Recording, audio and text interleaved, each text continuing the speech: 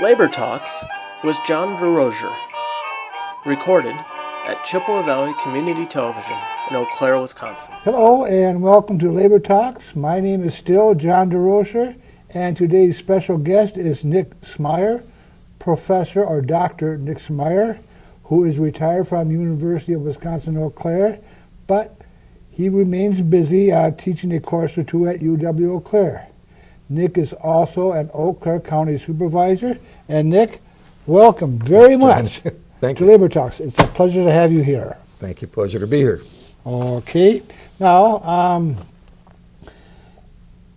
may I call you Nick? You could call me anything you want. No, wait. I'm sorry. Call me Nick. That's good. Nick will be just fine. We get along, yes, as you folks can tell. Now, Nick knows a thing or two about labor. He really does, and that's why he's here. At the same time, he has a professional background that is very, very impressive. He understands foreign languages. He understands languages such as German, Dutch, Czech. He also teaches social work at UW-Eau Claire, and let's see, he teaches sociology and religious studies. And Nick, I know I didn't include everything, so please educate me, because that's what you do. Oh, well, no, you've covered the territory well enough. I have my fingers in different pots, and people in this pot don't know I have a finger in that pot. So I also am the chairperson of licensing for social work in Wisconsin. And I work in South Africa and Germany on a regular basis. There are other things, but... I noticed here that you are the president of the board of the Bolton Refugee House. Refuge House, yes. And what's your role there besides telling everybody what to do? No, the thing about a board president is you don't tell everybody what to do. That's where I went wrong. Yes, probably. I've been on the board at Bolton Refuge House since 1994, so it's 21 years now. Mm-hmm. As president, my job is to make sure that we stay focused on the task of providing for victims of domestic violence. So that's my main job, to make sure we steer a clear path and we stay solvent, because we have a fiduciary responsibility in regard to money, and we have a policy responsibility in terms of how we're assisting clients. We're doing the best job we can. And you know a thing or two about classical Greek. Well, you would bring that up. It caught my attention. Oh, did it? Okay. When I was an undergraduate, my major was classical Greek. And then in my graduate programs, I had to use it in research. And it's on my bucket list, actually, to teach classical Greek before I die. So I may die at the end of this semester. I'm not sure. And some people may wish that I would die at the end of this semester. Take your time at that, please. Okay. We want. I find it very interesting. It's stimulating for me. Some people read books, some people play tennis, some do other things. I like Greek. Good and I'm for having you. a lot of fun with my students. Good for I you. am. I hope they are too. Wow. How long did you teach at UW-Eau Claire? I came to UW-Eau Claire in 1989. I've been teaching, I taught full-time from 89 until 2000. Yes, until 2000. And then I waited the requisite number of months. The law says we have to wait before we even talk about coming back. But by the following semester, I was teaching a course. And I've taught continuously since then. Usually one or two courses. By accident last semester, it happened to be 4 courses. I was technically full-time. But that was just a fluke. Mm-hmm. But the name of the game in retirement is choice. You get to choose what you're going to do. And I'm having a lot of fun choosing what I'm doing. Good. You are retired now, mm-hmm. Obviously. Why did you retire? Well, for many years I said, you're going to have to carry me out of this building toes up. I didn't plan to retire at all, ever. Because I considered retirement to be akin to dying, I think. And then I realized, two things I realized. Number one, it would offer a lot of choice. Number two, I could do it. It was an opportune moment. Actually, a third reason it opens the door for younger and newer scholars. And I was so pleased that my replacement is one of my former students. Oh, my. Who has my office, my telephone, my courses. It's very encouraging to have one of my students come back and not exactly in my place, but there. And obviously, if one were to say that student is doing a good job, one could say yes because you taught that student. Well, I'd like to think that and flatter myself, but actually, It's true. Don't argue. This person is very, very competent. Very Okay. competent. And I'm sorry I interrupted. I didn't. No problem. Now, did Act 10 have anything to do with your retiring? Act 10 actually came after my retirement. The stuff that led up to Act 10 was rolling around in the system. But no, it didn't. I would have retired anyway. Even if it had been after Act 10, I would have retired. Mm-hmm. So not really. But, of course, I'm very concerned about Act 10, as I know you are. And we can see the consequences of Act 10 and its follow-up now with the current governor's budget. So it wasn't the reason to retire, but it's a really good reason for retirees to be concerned. Yes. Now, there's been a lot of news about cuts made at UW-Eau Claire and the whole UW system. And I think those are the results, or the results of Act 10, or just an ongoing program. I agree. Could you fill in the details for me, please, That's right. as to how you think all of this is affecting UW-Eau Claire? Or the whole system, actually. Yes. The $300 million cut really, there's not a logic to it, really, unless you want to say that the governor is looking for $300 million to go somewhere else, and I have an opinion about where that $300 million is going. Basketball? I wish. If it were going there, I might be semi-pleased. I don't know. No, I believe it's going to corporate tax cuts. Yes, $300 million. I believe you.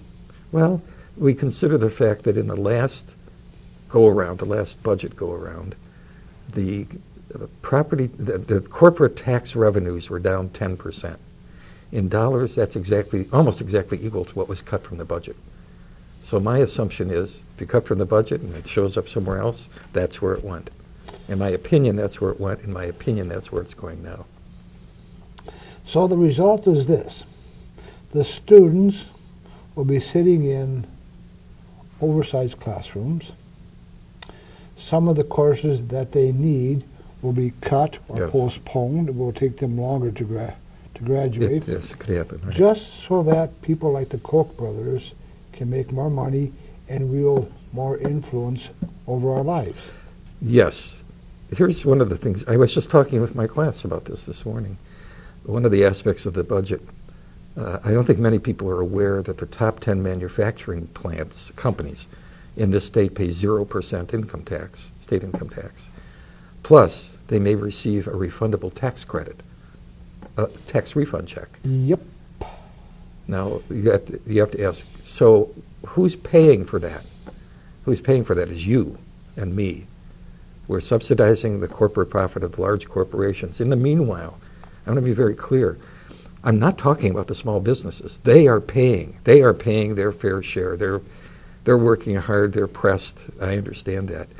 It's the very large corporations that are making out like bandits. Because if you receive a subsidy and then you make a profit that's much greater than the subsidy, that means that we are subsidizing the profit of that company. So what we have here, in effect, is companies who are not paying taxes are actually getting refunds on taxes that they should be paying. Well, that's true. I believe that's true. But here's the hard part about that, John. Many people don't know this. If you want to find out what a corporation paid in tax, you can't. No. Yeah, no, you can't. Really? That information is with the Revenue Department and the Department of Financial Institutions. If you request it, it will be denied because that's considered proprietary information. I'm shocked. Yeah, I'm sure you are. Shocked, do you hear? That's another aspect of this budget I'm very concerned about, how much is being pulled away from public view.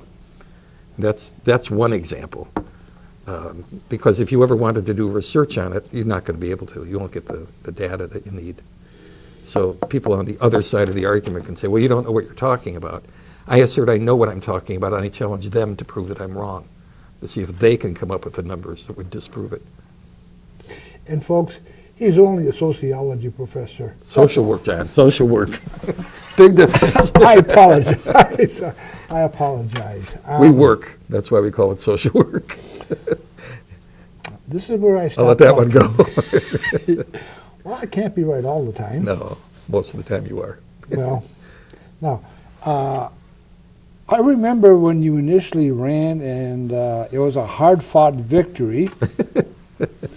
I know you battled. Now it's embarrassing. And now you battled tooth and nail to get on the county board. Yeah, I had no opponent. We have a little fun here, folks. Yeah. But why did you initially run?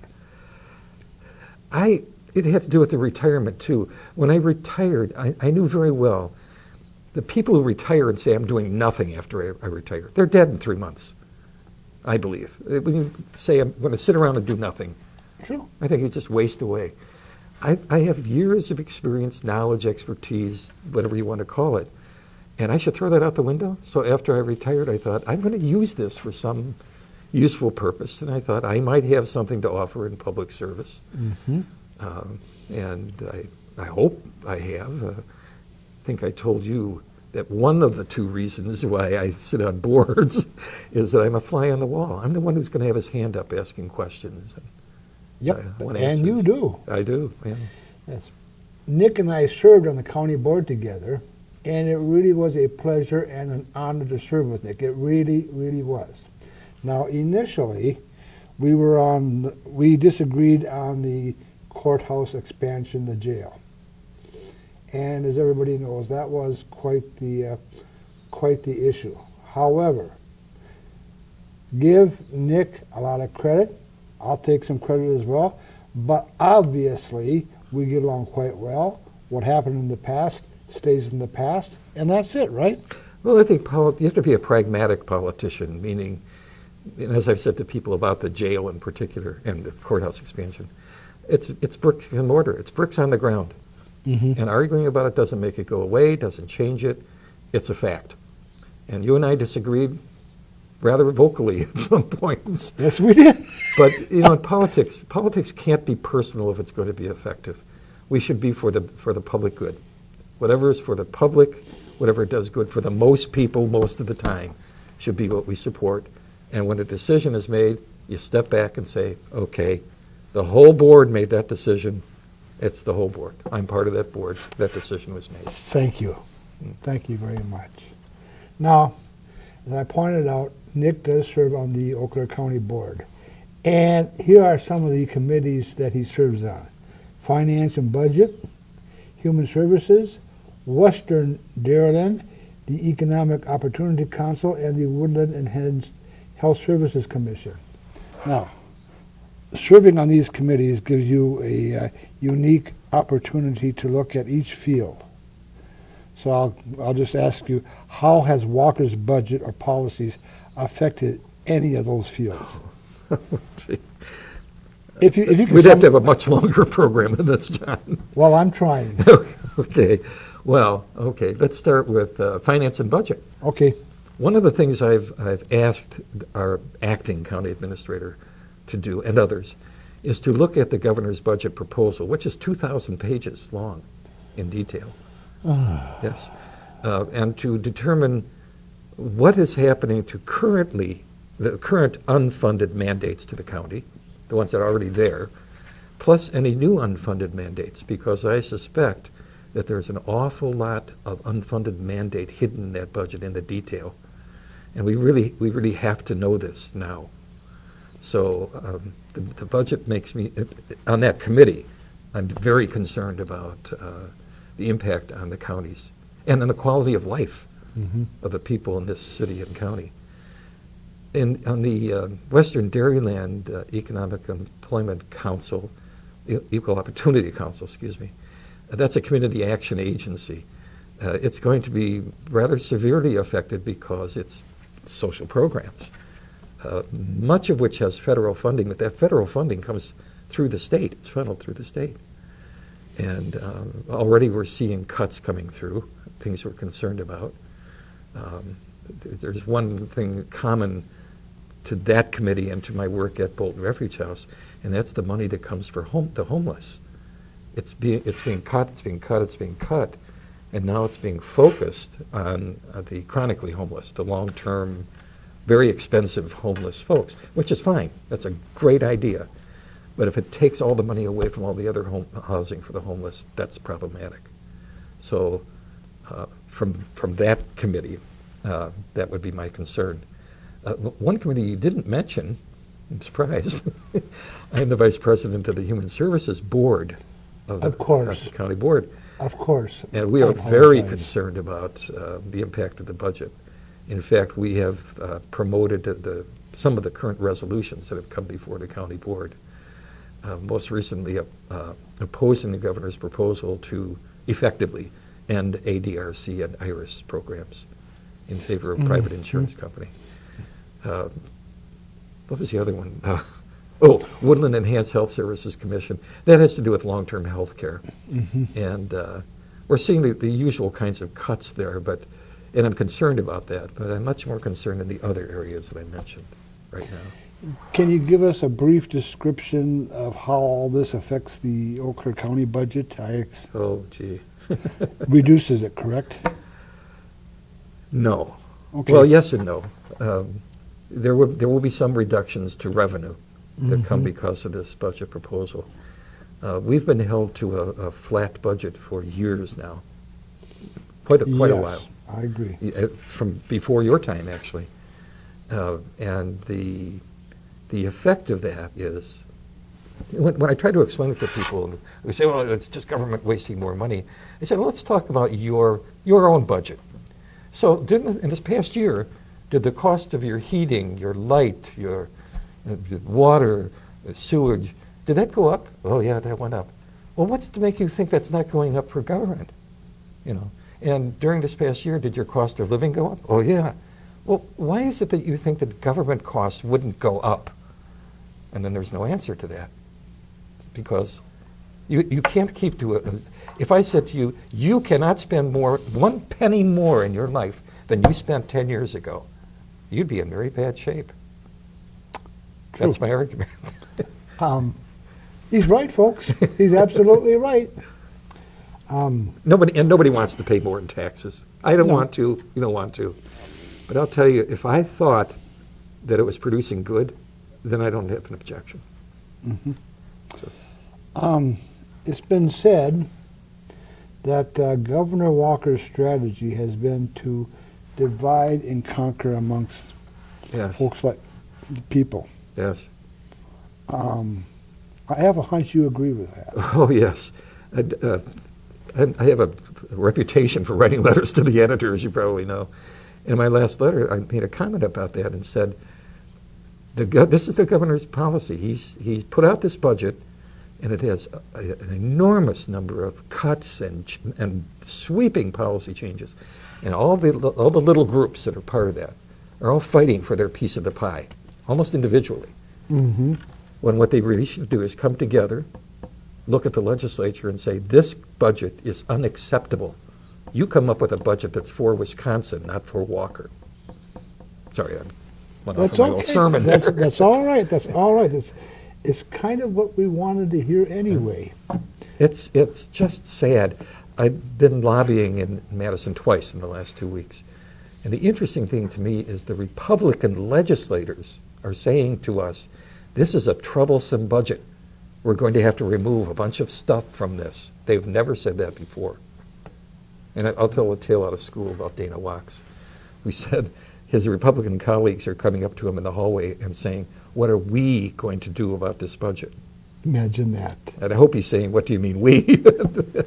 So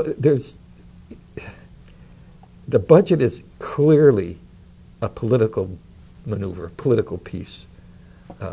Walker is maneuvering for, I'll call it far-right base support. And in the process, he's alienating people. His approval rating is dropping, as you probably have heard. It's down to 41% Right, now. and probably will continue to drop, especially as he comes into a public forum when people are able to ask questions in an open format. I'm on the Labor Council, and Jack Connell, who was the president of the Labor Council, and I went to Rice Lake to talk to the Joint Finance Oh, I Commission. heard about that, yes. And we got there a little bit before 1 p.m., and we got to speak at about 6 p.m., and by that time, everything had been covered. Now, rather than go into how it's affecting this group or that group, I just looked at the committee, and I said, "My name is John DeRocher. I'm from Eau Claire. I think this budget is absolutely terrible. You have my written statement. Thank you and goodbye." But that's how. Well, that's typical you, John, isn't it? Well, you know, he's true, but it pretty much wraps up everything that's happening to all the groups, and it's. There were, for that particular hearing, which was only one of, I think, 6 in the state, there were 230 people signed up to speak. That's not the total number who were there. Of the 230, I'm told about 70% were there who were clients of ADRC and IRIS. Oh yeah, Oh, they got an earful about that. yes they did.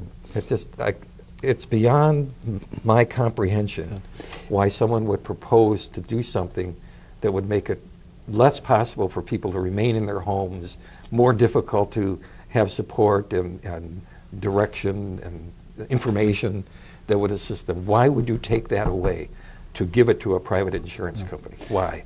Now we should point out that ADRC is the Aging and Disability Resource Committee. You know, it helps aging and disability people who are disabled, and IRIS helps people who are disabled. Yes, the quality of the IRIS program, I mean, the principal purpose is that it gives people control over their own services. They can contract with their caretakers and so on. They make the decisions.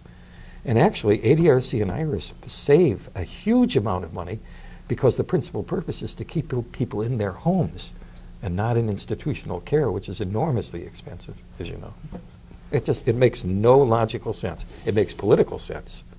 It makes no logical sense. Okay. Now you attended a budget listening session on Yes. Saturday, April the 11th. Yes. And you made an awful lot of sense when you spoke there. Thank you. You don't often say that to me, John.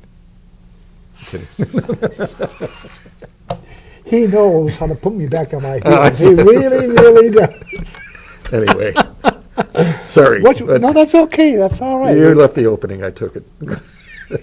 Okay. The budget hearing. What's your session. take on it? It was a hearing by our 2 Democrats, Wax and Vinehout. Yep. And they did it as a way of adding to the other hearings that were Republican hearings, actually. So what we heard was probably very similar to what you heard in Rice Lake, I think, but a more sympathetic setting and one where questions and discussion could occur.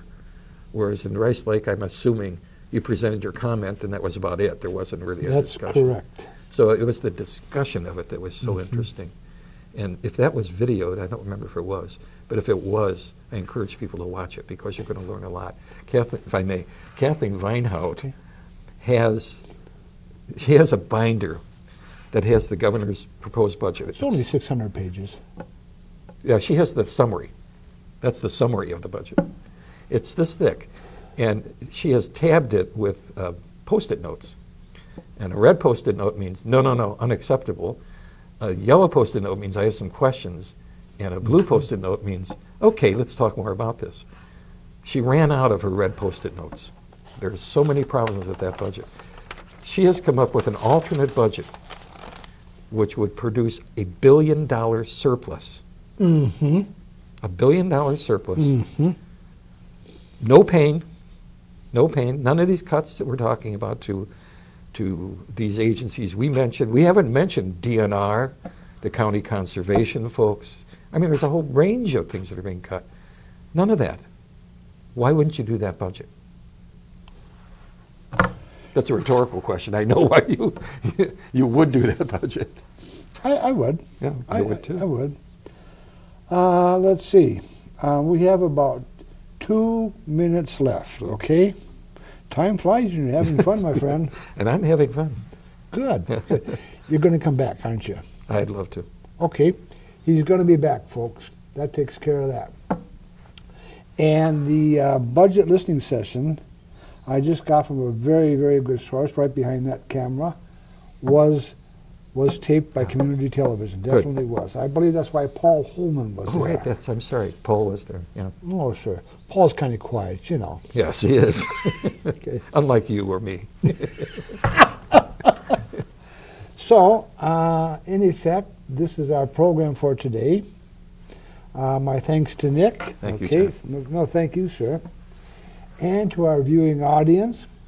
Now, let's see here. Labor Talks can be seen every Wednesday at 7:30 p.m. I know. I watched it last night at 7:30 p.m. And we can also be seen on channel 993 on Saturdays at 12:30 p.m. And it's the same for Wednesdays, channel 993. We are also on YouTube now.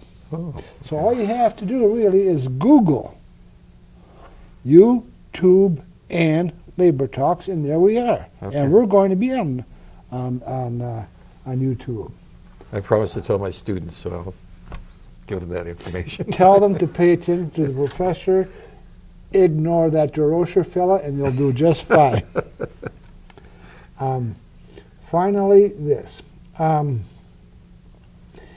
If you enjoy community television and if you enjoy Labor Talks, please contact your respective legislators. Let them know, because we are going to try and get some money, some more revenues for community television. We need it. It does an awful lot of good. And thank you very much.